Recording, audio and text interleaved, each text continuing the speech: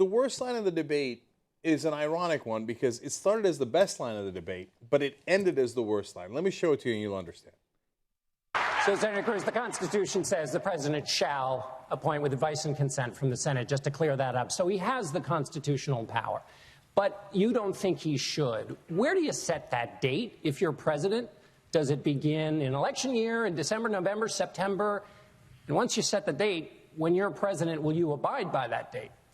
Well, we have 80 years of precedent of not confirming Supreme Court justices in an election year. And let me say, Justice Scalia... I'm sorry to interrupt. Were any appointed in an election year?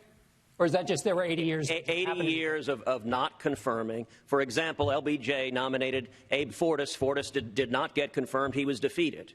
But Kennedy was confirmed in 88. No, Kennedy was confirmed in 87. He was appointed in 87. He was appointed in 88. That's the question. Is it appointing or confirming? What's the difference? In this case, it's both. But if I could answer the question. Sorry, I just want to get the facts straight for the audience. I apologize.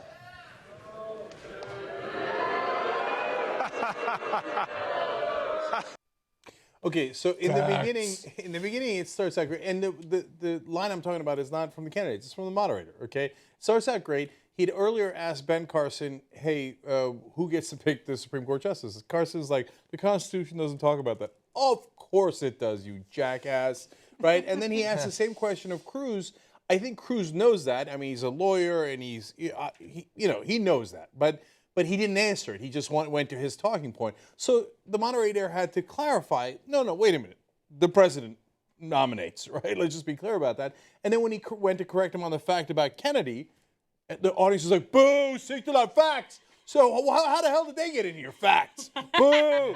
And then the moderator said, I apologize. Apologize. Don't apologize. Yeah. Don't apologize for bringing facts to a debate. That's exactly what you're supposed to do. And so he ruined almost the only good part he had in the whole debate.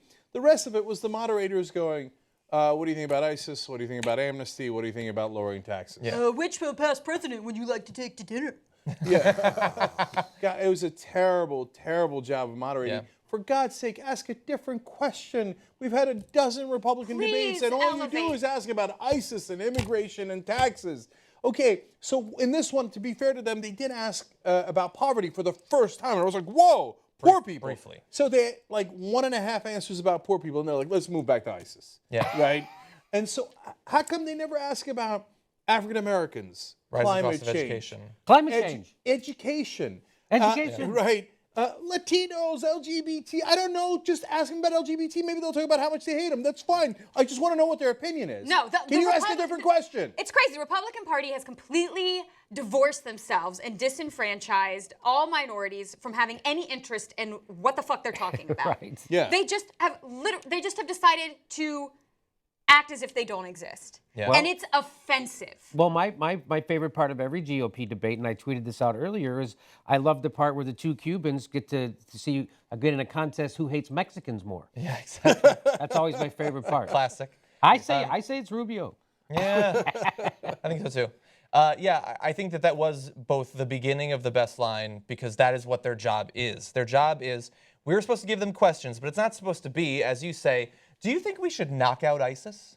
What do you think? It shouldn't be that. It should be getting their opinions, but making sure that you're still a news network.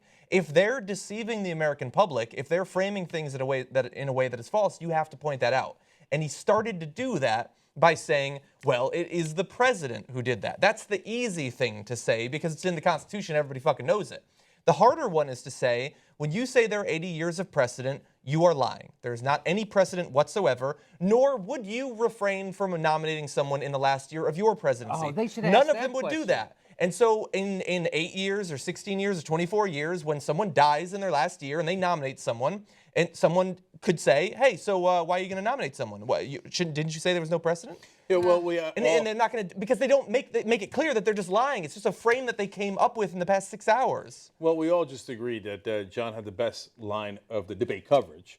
Wouldn't it have been amazing if Dickerson turned around and said, so do you agree to abdicate your responsibility to nominate a Supreme Court justice in the last year of your presidency? Yeah. If you think the president should not nominate anyone in the last year, Do you agree now on the record that you will not nominate anyone if opening happens in the last year of your presidency? Under no circumstances. And especially if it looks like there might be a Democrat president in the next term. You definitely won't nominate someone. Right. Right. Yeah. But of course, the moderators don't do that because they're deathly afraid of Republicans, and that's why they apologize for bringing facts into a Republican debate. Well, don't you think that the news people, they have, in a sense, the same donors? Correct? I mean, the news people they're brought to you by corporate money, propped up by corporations, there to make money for corporations. They're not there to serve the news division doesn't have to, it has to make money now. It's not a law. Oh, yeah. So this is, I think that has more to do with it. That it's not only that they're afraid of them, they're always afraid of being called liberals. That's why you get the best questions at a Republican debate on Fox News, which is the weirdest thing that's happening. The best reporting on the GOP side of the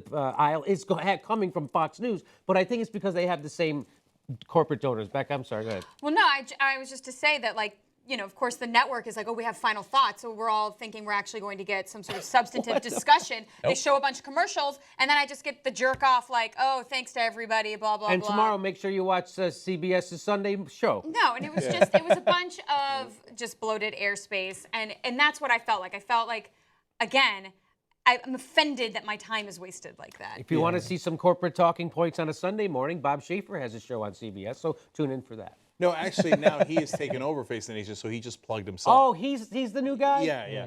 And so, okay, I'm going to put you guys on the spot here, but for good purpose. So we just watched a whole debate with this moderator, and I actually just said his name, too. Do you guys remember what his name is? I remember you saying his name. It's John, right? I never know any of them. John Harwood, right? Oh, I remember. Is it Mr. Average? Isn't that amazing? No, the reason I asked is because TV is so irrelevant now. Like in the old days, Face the Nation, like you would be like, oh, you know who the host of Face the Nation Wallace is. was, you know who those guys were. Yeah, Bob Schieffer and stuff. No, that's John Dickerson. Oh, John Dickerson? John Dickerson. No one, isn't that amazing? No.